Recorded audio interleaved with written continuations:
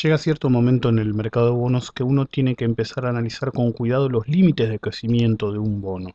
Eh, para empezar, vamos a mencionar las cuatro formas básicas para predecir un posible escenario para un mercado de bonos en términos de qué valor podría llegar a alcanzar en términos de equilibrio y normalidad después de una crisis.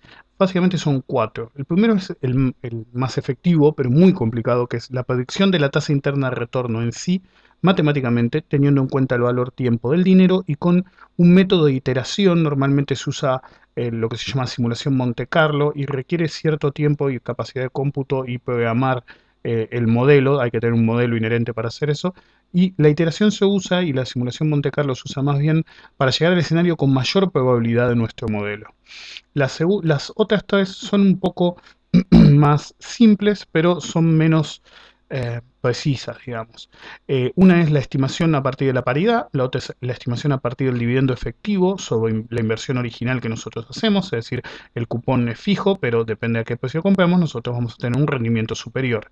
Y finalmente a través de la curva de rendimientos. Como el método principal debería ser el primero, pero es un poco complejo, normalmente lo que se hace para poder hacer esto es usar dos de los otros tres. Es decir, o usamos la estimación a partir de la pérdida y la curva de rendimientos, o la estimación a partir del dividendo efectivo y la curva de rendimientos. Siempre una de las dos que deberíamos tomar para hacer la predicción es la curva de rendimientos y decidimos cuál de las otras dos nos conviene más.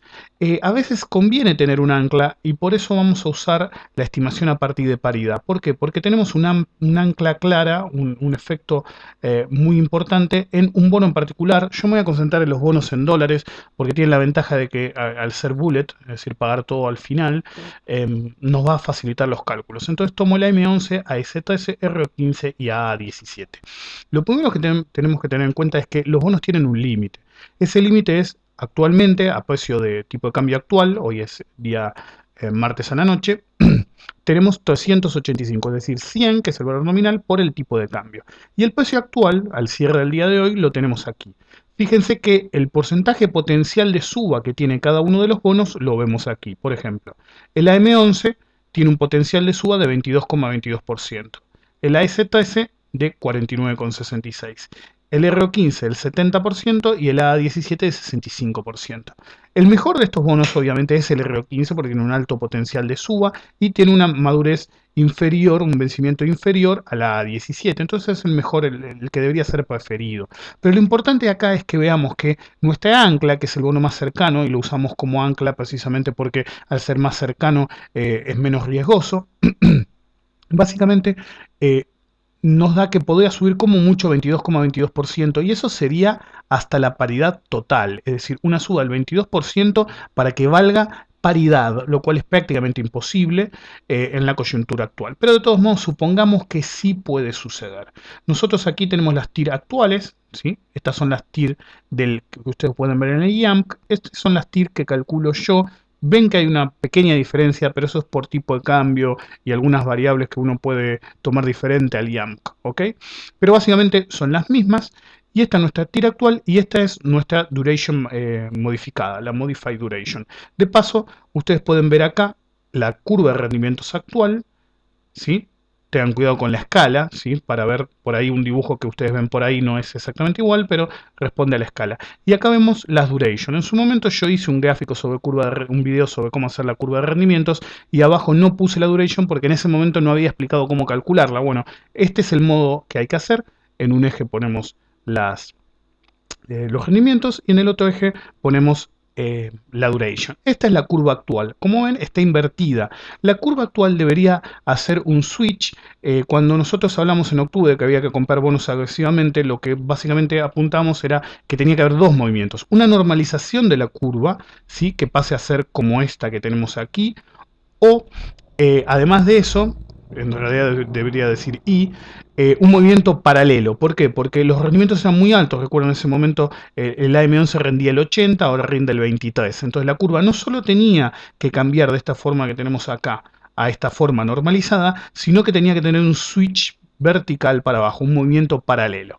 Ok, en el mejor escenario posible, el AM11 podría valer 97% de paridad. De hecho, como un año antes de la crisis llegó a valer entre 96 y 98% de paridad.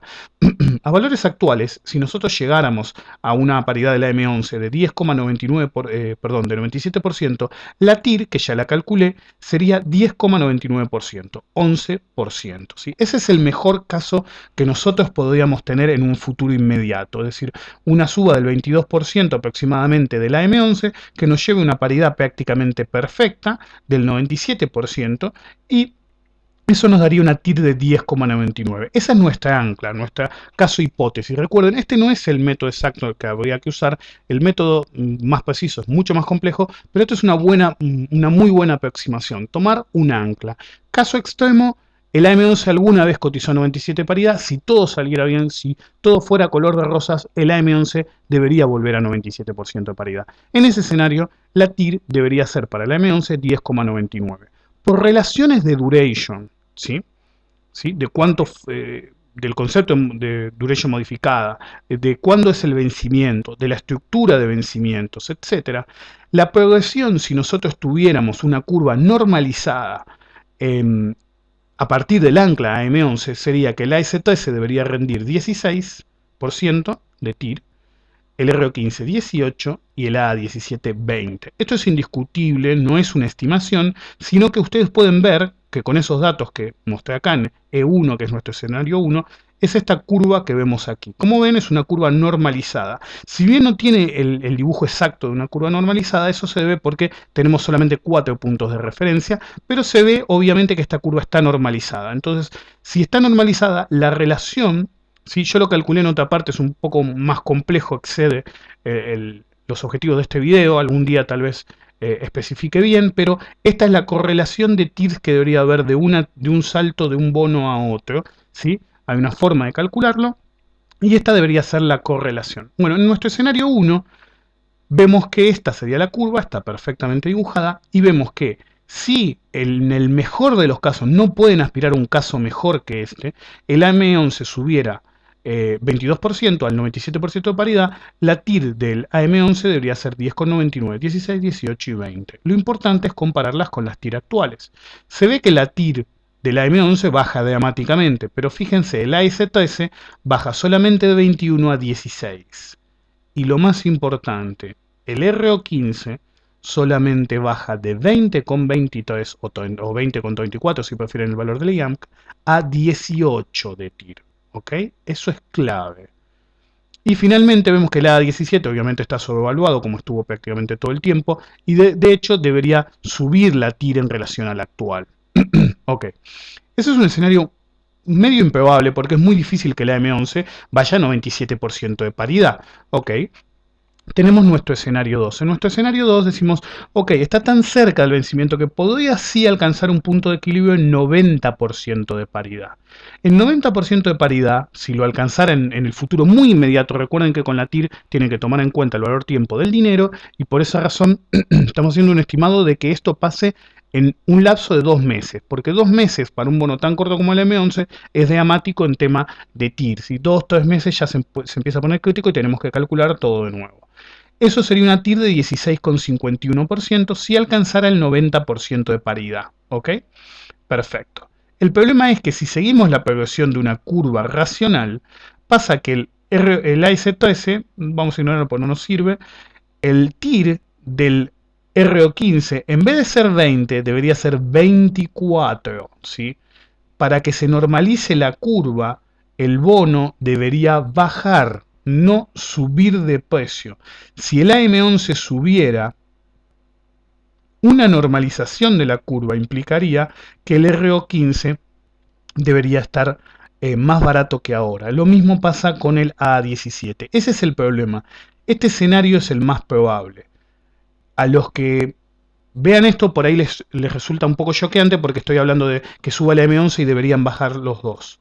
Los otros dos A17 y R15.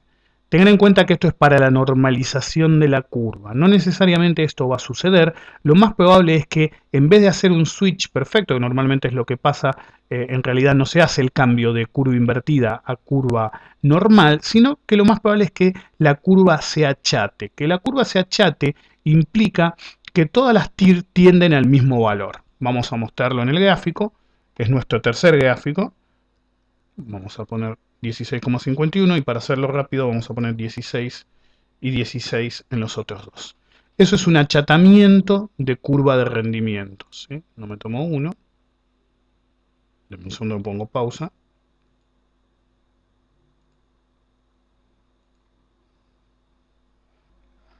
Entonces acá puse en 16 a todos los bonos, ¿sí? Y lo que tenemos es una curva chata, ¿sí? Flat. Entonces este es el escenario más probable en realidad. Así que una vez que ustedes calculan, ¿sí?, este escenario, básicamente lo que pueden hacer es estimar el precio futuro del bono en base a la TIR que debe alcanzar, ¿ok? Eso es bastante fácil, es parte de álgebra, pero tengan en cuenta este efecto, lo voy a